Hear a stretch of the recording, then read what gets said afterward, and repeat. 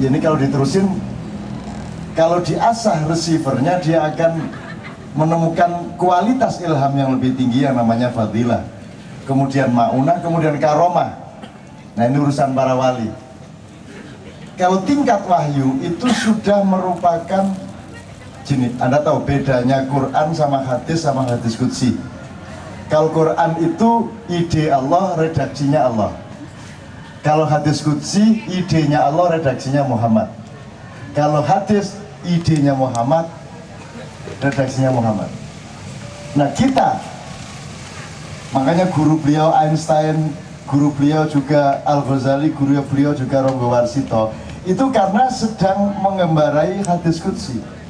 Jadi idenya ada yang dari beliau sendiri dengan akalnya, ada yang dari Allah, tapi redaksinya dia. Kan begitu. Nah, manusia sesungguhnya berjuang dengan wacana-wacana itu tadi. Nah, yang paling ini ada 2 poin aja yang saya tanggapi. Sebenarnya kalau ini jelas dalam diri kita, maka peran itu mati nanti. Itu yang, kalau instingnya berasal dari situ tidak ada masalah sebenarnya, karena instingnya ini lahir dari empirisme. Dan empirisme ini sifat Allah. Mohon maaf ini sifat Allah yang pertama sebagai Tuhannya manusia. Itu syarat pertama itu adalah pencerapan intelektual dan empirisme terhadap yang diintelektuali. Itu bahasa Arabnya alimul ghaibi wasyahadah. Jadi kalau mau jadi pemimpin, pertama Anda mesti melihat betul, mendengar betul apa yang harus kamu kuasai di dalam urusan kemasyarakatan dan rakyat. Itu pun tidak cukup, Anda harus wasyahadah, harus menyaksikan. Kata Pak Hatta tadi, keliling, Anda melihat kayak mau jedong, keliling, melihat benar ke masyarakat, dirasain, dibawin, hatinya orang itu dibawin, dihisap. Itu namanya alimul ghaibi wasyahadah. Itu sifat Allah yang aneh. Semua sifat yang lain itu satu kata, As-Sami, Al-Basir, Al-Mutakabbir, Al-Aziz, Al-Jabbar. Tapi ada satu sifat alimul ghaibi wasyahadah. Itu panjang, mengetahui segala yang gaib dan menyaksikannya secara empiris. Itu yang beliau bilang tidak dihijab. Jadi itu poin pertama, alimul ghaibi wasyahadah. Kalau Anda mau jadi presiden, alimul ghaibi wasyahadah syarat pertama. Jadi jelas pengenalanmu terhadap masalah masyarakat, terhadap globalisasi, privatisasi, pasar modal, whatever, Anda alimul ghaib. Apa sih ghaib? Ghaib itu bukan penampakan di Antv.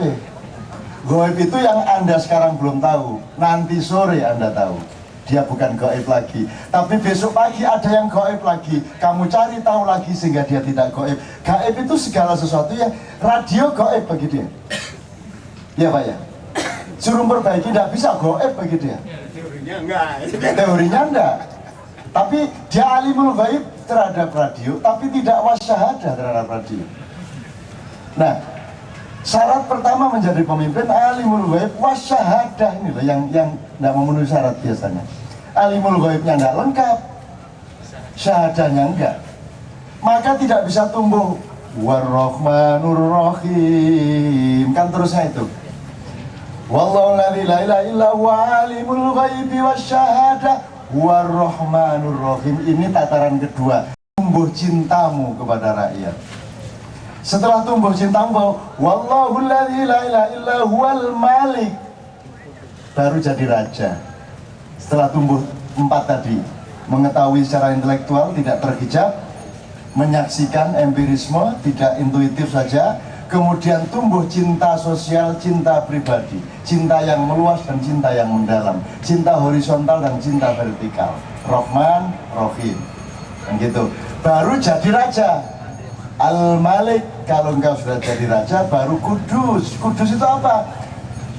Kalau kamu nanti mau menjadi raja yang tidak terjatuhkan, syarat pertama Kudus. Kudus itu artinya 5 ya 5. Kalau nerima DKP ya nerima.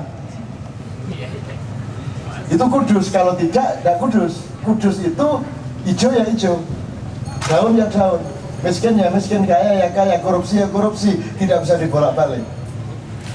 Kalau Anda melanggar kekudusan, maka Anda tidak bisa sampai ke tahap salam. Al-Qudusus Salam. Salam itu tidak bisa menciptakan atmosfer keselamatan bagi semua.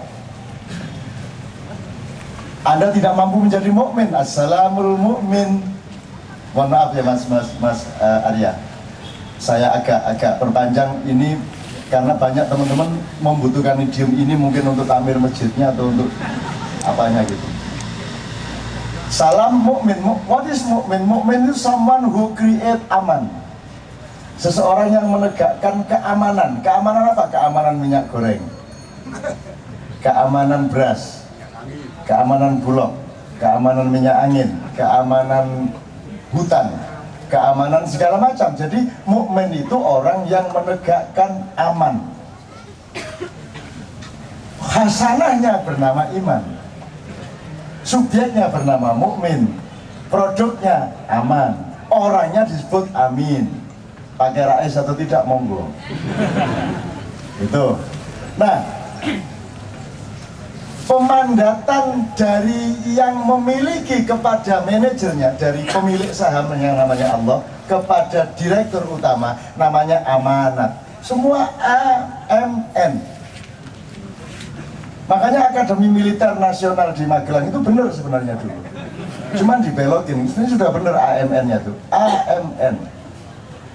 Aman, amin, amanat, mukmin, semua AMN. Iman, semua di situ. Iman itu apa? Hasanahnya, kosmologinya. Tuh. Mukmin, muhaimin. Kalau sudah mukmin, Anda mampu muhaimin. Muhaimin itu memelihara keseimbangan karena Anda sudah mengamankan terjadi keindahan-keindahan dialektis di antara semua yang Anda amankan. Muhaimin, aziz, baru Anda punya kekuatan yang sebenarnya sebagai presiden. Anda tidak perlu ambil uang Pertamina, marginnya diiris untuk persiapan 2009. Ini saya omong sedikit supaya Anda ada yang tertarik untuk mengungkit-ungkit itu. Cuman bukan tugas saya lah, saya kan nggak ngerti soal-soal begitu. Tapi pokoknya ada yang diiris dari uang untuk 2009 itu, margin Pertamina itu. Nah ini Mas Indra nih yang tahu kan. Bukan yang iris. Oh, bukan yang iris. Kalau dia ngiris nggak di sini dia. Dia nggak di sini. Jadi dia tidak, karena dia aziz. Aziz itu kuat, gagah, jabar, perkasa, mutakabir, mengatasi, overcoming everything. Alah, mau apa kamu diatasi? Mau apa diatasi? Jadi takabur itu baik. Dalam konteks itu, takabur itu kemampuan untuk mengatasi sesuatu. Ada kasus Lapindo diatasi, ada gempa diatasi, itu mutakabir. Itu sifatnya Allah, maha takabur, maha mengatasi, bahasa Jawanya merantasi. You handle everything. Nah kalau sudah mutakab ya, azizul jabbarul mutakabirul qahirul qahar. Mutakabir puncaknya, Anda sudah tidak bisa dijatuhkan lagi. Nah setelah itu kembali ke universal.